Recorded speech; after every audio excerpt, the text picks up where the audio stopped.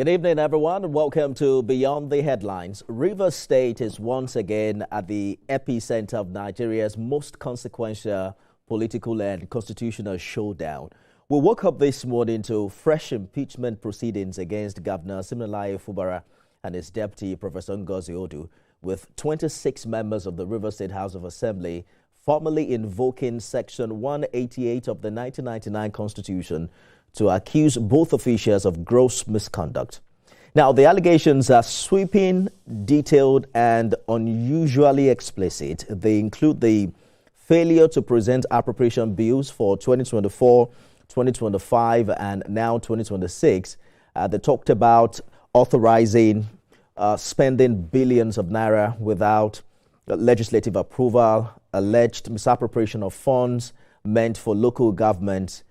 There's also withholding salaries and statutory funds due to the House of Assembly and its Service Commission, as well as the demolition of the House of Assembly complex, an action the lawmakers insist violated subsisting court orders and has been condemned by the courts.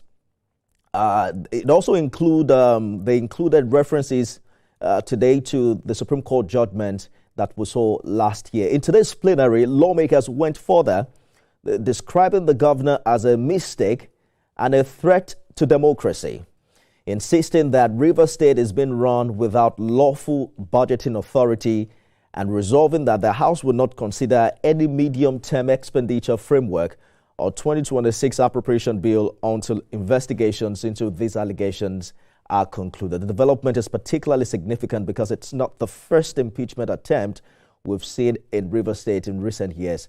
An earlier effort was halted after a state of emergency was declared, with Governor Fubara himself later acknowledging that President Tinubu's intervention saved his administration. Since then, the governor has defected to the APC, raising new political questions about party alignment, legislative loyalty, as well as the limits of presidential mediation. So tonight we ask, is this impeachment process fundamentally legal? Is it political, or perhaps both? Are the allegations substantially different from the previous ones we saw last year, or a continuation of a long-running power struggle? And what does this mean for governance, democracy, and stability in Rivers State going forward? What makes today's development different is that the House has formally reactivated the constitutional impeachment process after emergency rule. It's also anchored its claims on Supreme Court judgments and expanded allegations to include local government funds and taking the unprecedented step of freezing all budgetary consideration pending investigation. Dated 5th January. Simlaye Fubara is a mistake. He is a mistake. Rivers State has never had it this bad. In the entire Nigeria, Simlaye Fubara and Professor Ngozi Odu, these are the only two people in the office at the sub-national level that are yet to present 2026 appropriation bill. The entire country. He has been boasting, he has been saying it to his followers, that this assembly were nothing but toothless bulldog. That this 10th Rivers House Assembly, we cannot do anything, we cannot enforce the constitution. This is a sad commentary for our democracy. Sir Simlaye Fubara and Professor Odu, they are nothing but a threat to our nascent democracy. If they are allowed to remain in office, I don't know what will become of our democracy. Let's bring in public affairs analyst Dr. Yusuf Harun for more on this development. Dr. Harun, the last time we had this conversation, everyone was confident, especially prior to the lifting of the emergency rule, that both parties had resolved to work together. Did you see this renewed fallout coming at all? And if not, what do you think changed?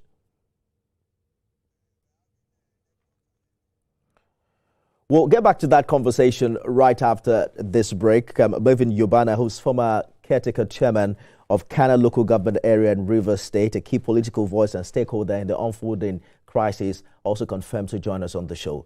Stay with us, everyone. Thanks for staying with us, everyone. Let's bring in Dr. Aaron into this conversation. Dr. Aaron, another impeachment proceeding has kick-started earnest against Governor Fubara. Did you see this coming? Yes, I saw it coming, and I was a bit not surprised. But again, I wondered why it has to lead into this. Do the House of Assemblies in members in Rivers State, are they looking forward to another state of emergency being declared by the presidency? I wonder why the Speaker of the House of Assembly in Rivers State and the Governor of Rivers State cannot settle this amicably. And definitely, there are the hands of the Minister of the Federal Capital Territory in it. The House of Assembly, majority of them are loyal to Nyesom Wike, and the governor, having defected to APC, believes he's getting the backing of the federal government, the presidency, and the majority of the APC governors. But I see this as something which might affect both sides. I mean, Nyesom Wike and Governor Fubara. We should know that absolute power corrupts absolutely. There should be a balance between the executive and its judiciary, together with the assembly, national, the federal, and even the state assembly. So I don't see this being a win-win for any of them. I mean, Wike, Fubara, and those who are inciting chaos or violence in Rivers State based on impeachment proceedings. Well, beyond, I don't see where this is going to lead to. Beyond Governor Fubara and Nyesom Wike, the APC is also now in the mix because Mr. Governor is a member of the All Progressives Congress, which happens to be led by Mr. President himself. But interestingly, we've had two very different accounts of why peace talks collapsed between both of them. Governor Fubara says he was waiting for Nyesom Wike to convene a reconciliation meeting. Wike, on the other hand, insists two meetings were held and agreements reached that were not honored. Why has it been so difficult to reach even the basic truths? And who, in your view, is not being fully truthful here? Now, there was an agreement online that was posted. Whether this is real or not is another question. It's questionable. But in that agreement, over 10 requirements were listed. And we should know that Nyesom Wike himself said he is going to rule out or release the agreement between himself and Governor Fubara. Among the agreements is that the governor must not defect to the APC. And this is part of what caused this crisis again. Among the agreement that was released, allegedly, is that the governor must not appoint more than a certain number of special advisors. The governors must not even join the governors forum. The governor must not travel out. These are alleged allegations. These are allegations which are circulated online based on their agreement. But if this is true, and if these conditions are true, then that means you are just having a puppet as a governor, somebody who doesn't have or who cannot execute his full rights. I want to remind Nyesom Wike about something. You see, when you even have power, it's not every time you use a sledgehammer to kill or hit an ant, even if it's small. Let's look at Lagos State, for example. Asiwaju Bola Tinubu, who is the master strategist and the president, commander-in-chief of the armed forces, how many times has he used his power and influence, even before he became the president, on any governor in this way, which is happening in Rivers State? Look at when Asiwaju Tinubu was the governor and he handed over, he endorsed Babatunde Fashola. There were allegations, allegedly, that there were rifts between himself and Fashola, but he never influenced the House of Assembly in Lagos State to impeach Fashola. He allowed him to rule his 8 terms peacefully. Also, there were allegations, allegedly, that there were rifts between Asiwaju Tinubu and Ambode. Asiwaju Tinubu did not influence the House of Assembly to impeach Ambode. He just said that democratically, I am going to support Sanwo-Olu to become the next governor of Lagos State. So if Nyesom Wike wants to learn from the master strategist and the Jagaban himself, who is a political master of this our era, He should look at how he can influence the next election in 2027, which is just next year. Few days, less than 365 days. Why is it not calm enough? It's as if something else is on. This man is the governor of Rivers State. You don't need to make noise about it. If you are truly influential, just endorse another person, influence him, and if that person wins the election in 2027, then people move on. But when you start to cause crisis, Yes.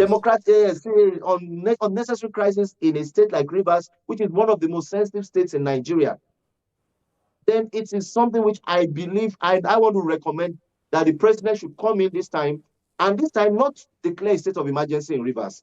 You don't need to, but you should invite Nyesom Wike, invite Governor Fubara, and let them settle amicably. I believe both of them respect the president, Bola Tinubu. Both of them are working towards the re-election of Tinubu.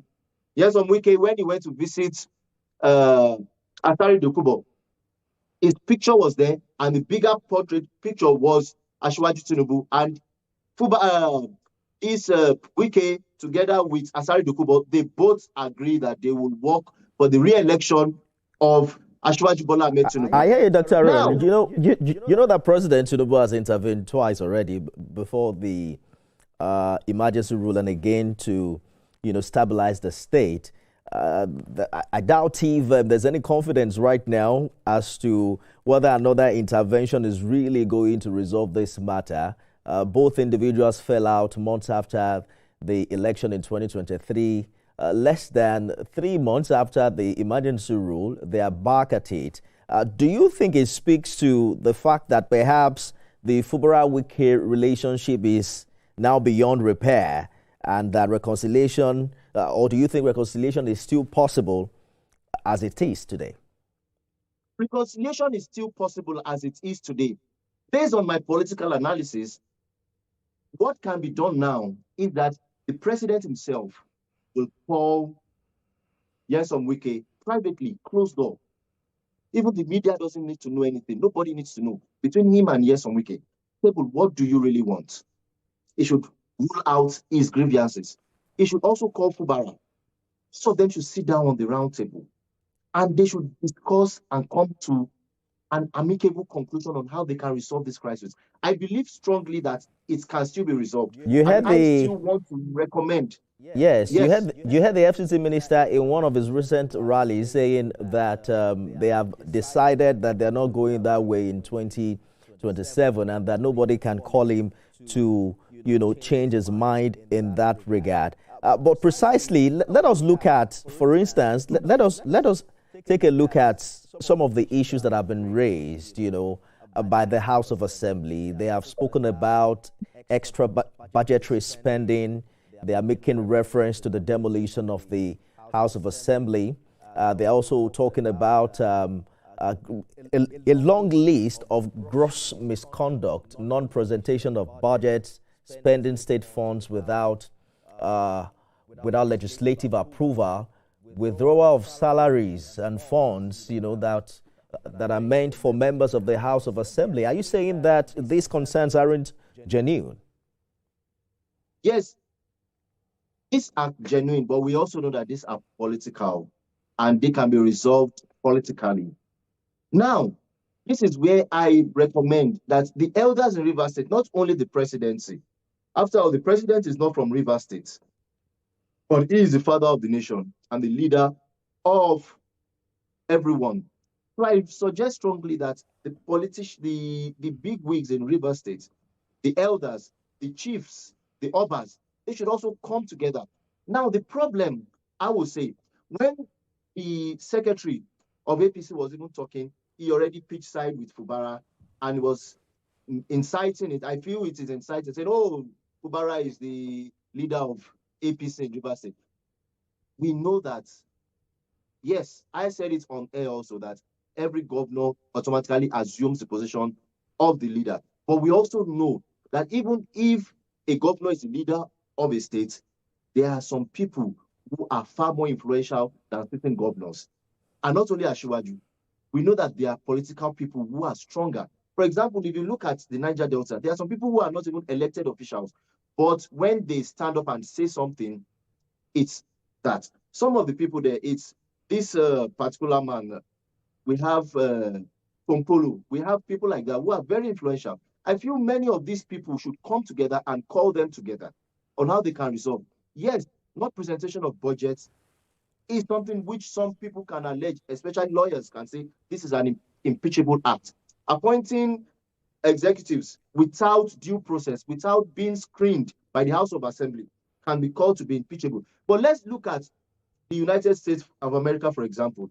When Donald Trump, when we are emulating their democracy, when he went to kidnap another president in Venezuela, they didn't just come up and say they are going to impeach the president.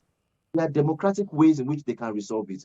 So I think reading on the dailies and reading on TVC and watching TVC and seeing that Governor Fubara is again going to be impeached, this is my prediction. I don't think he's going to be impeached.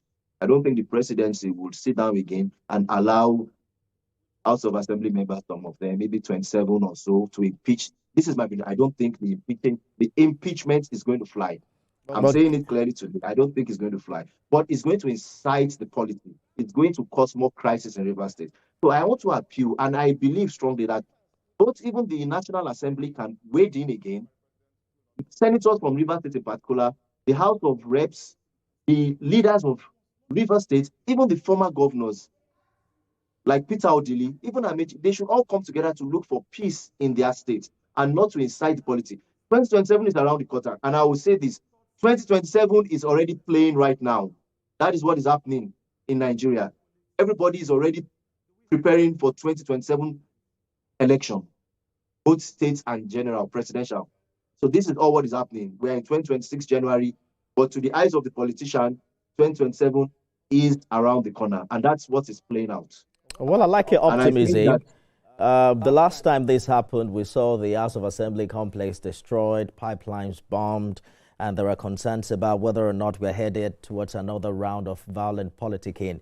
But hopefully all the stakeholders can wake up and smell the coffee, that indeed the electorate should be priority this time. And indeed, people who live and do business in Rivers also require to have a say. That's our time, Dr. Aaron. Thank you so much for talking to us on Beyond the Headlines. Always a pleasure. Thank you very much. That's our program this hour, everyone. Thank you for being a part of it.